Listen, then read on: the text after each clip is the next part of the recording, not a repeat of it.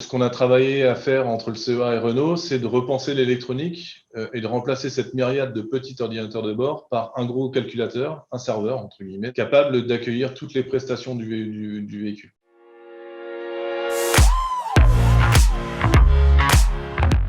Jeune pousse essaimé du CEA List est issu du projet Face qui résulte d'une collaboration entre le CEA, Renault, Nissan et Mitsubishi. Alcali a mis au point une suite logicielle qui permet, et c'est très intéressant, d'intégrer de nouvelles fonctionnalités dans les véhicules de demain. Typiquement ici on vise les véhicules connectés bien sûr. Alors comment s'y prend-on ? C'est la question. Eh bien grâce à une plateforme centralisée, flexible, qui permet aussi de suivre la conformité de ces fonctions ajoutées en temps réel et de vérifier leur bonne conformité par rapport à ce qu'on pouvait attendre d'elles. Donc conduite autonome, connectivité, sûreté, cockpit, Alcali vise de nombreuses applications, de nombreux usages du véhicule, mais aussi d'autres secteurs que le seul secteur automobile. Et pour parler de tout ça, des ambitions de la start-up, mais aussi de son innovation, qui en est pour l'instant au stade du démonstrateur, nous avons rencontré et interviewé le cofondateur et PDG d'Alcali, Raphaël David. Et vous savez quoi ? C'est parti tout de suite pour l'interview.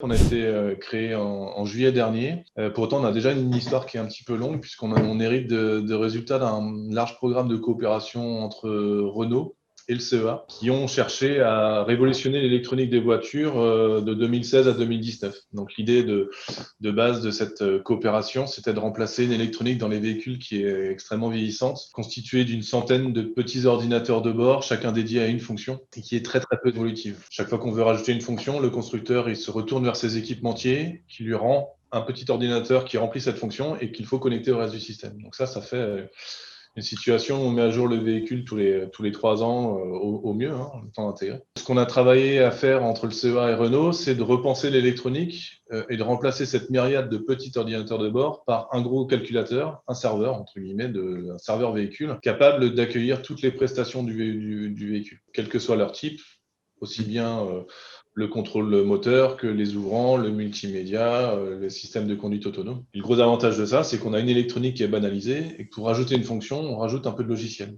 On recompile une nouvelle fonction et on le déploie sur la plateforme. Donc ça apporte beaucoup plus d'agilité aux constructeurs et à l'heure du véhicule connecté, du véhicule autonome, on imagine bien tout le potentiel de ça. Donc ça, c'est notre socle commun, l'historique qui a été construit entre Renault et le CEA.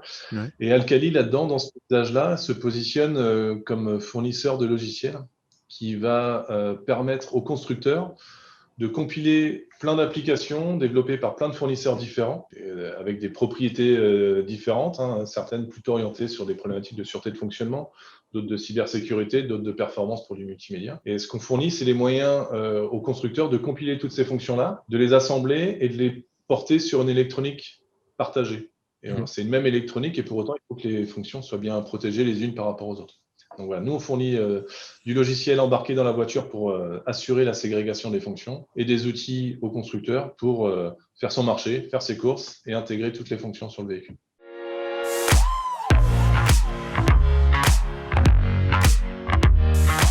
Maintenant, il y a des domaines dans la voiture qui sont plus dynamiques que d'autres et donc qui ont plus besoin d'agilité. Celui qui est le plus proche de l'imaginaire qu'on a tous, je pense, c'est la conduite autonome et les services connectés parce que ça avance très vite. Dans ce domaine-là, on voit chaque nouveau véhicule, généralement, vient avec son nom de nouvelles fonctions et on aimerait bien les rétrofitter sur les anciens modèles d'ailleurs. Donc conduite autonome, services connectés parce que notre voiture, elle est très intégrée dans notre vie quotidienne. Donc, tous les services qui peuvent être liés soit à de l'infrastructure en bord de route, soit à notre vie numérique personnelle. Là encore, il y a besoin de beaucoup de dynamisme. Et le cockpit, l'habitacle. L'expérience utilisateur, l'expérience de conduite, elle est vraiment en train d'évoluer très très vite. Et on le voit avec la plupart des voitures modernes maintenant sortent avec cette grande planche de bord et quasiment une grande tablette finalement en milieu de cockpit. Tout ce qu'on appelle le cluster, c'est-à-dire l'affichage des informations conducteurs également deviennent très riches en termes de multimédia, de graphisme, etc. Donc ces domaines-là en particulier, donc le cockpit, les services connectés et les services autonomes sont nos principaux drivers. C'est là où il y a une attente la plus forte pour une solution comme celle d'Alcali qui permettrait facilement de rajouter des fonctions dans le véhicule.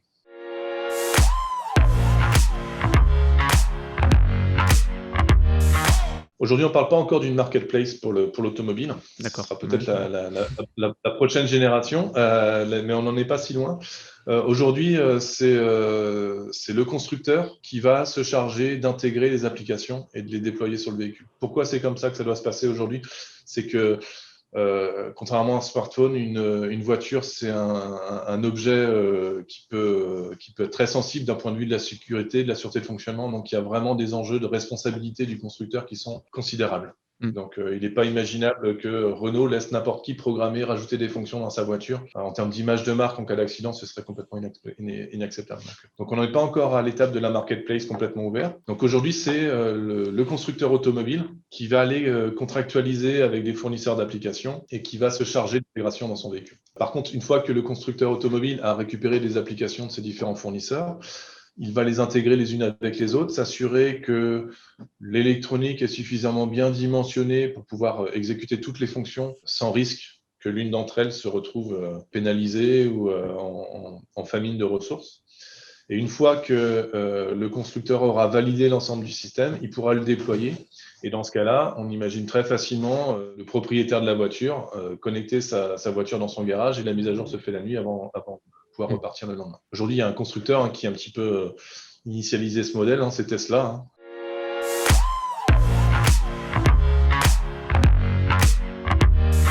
Nos outils permettent de formaliser toutes les fonctions du véhicule et de s'assurer qu'elles vont bien se comporter. Et quelque part, nos outils permettent de mettre en équation la voiture. C'est un peu comme ça qu'on le présente. Et sachant le comportement attendu du véhicule, on a un logiciel qui va être embarqué dans les véhicules qui vont permettre de vérifier que le comportement réel est bien celui qui était attendu. Et ça a une force énorme puisque, de manière évidente, déjà, on est capable de s'assurer qu'il n'y a pas de déviation, donc que le véhicule est complètement opérationnel. Mais l'étape d'après, c'est en cas de déviation légère, on peut également imaginer être capable de faire de la prédiction de l'état de santé du système et pourquoi pas de la maintenance prédictive.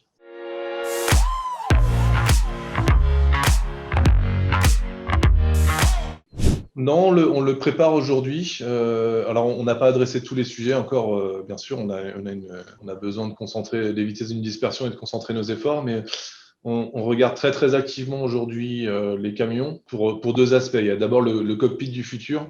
Le cockpit d'un camion est particulièrement important et un argument encore plus important, je dirais, que dans une voiture. Oui. Et puis également dans les camions professionnels, donc les engins miniers, par exemple, les constructeurs vendent beaucoup de services. Ils ne vendent pas un camion, ils vendent un engin qui va rendre un service. Et c'est exactement la démarche qu'on cherche à permettre avec Alcali, c'est d'être capable de rajouter des services au véhicule tout au long de son cycle de vie. Donc cette logique-là, elle fait beaucoup de sens dans les engins professionnels. Et ce serait, je pense, également le cas, mais là par contre, on n'a pas encore d'échanges engagés dans le monde agricole, puisque un peu comme pour les engins professionnels, souvent les engins agricoles sont achetés par des coopératives qui ensuite revendent du service aux membres de la coopérative. Donc, encore une fois, cette capacité de mettre à jour le système et de rajouter des services alors que l'engin agricole a déjà 5 ou 10 ans, ça a énormément de valeur. Et dernier élément, la défense, là, on est déjà en action et en partenariat, enfin pas en partenariat, en discussion avec un certain nombre d'acteurs.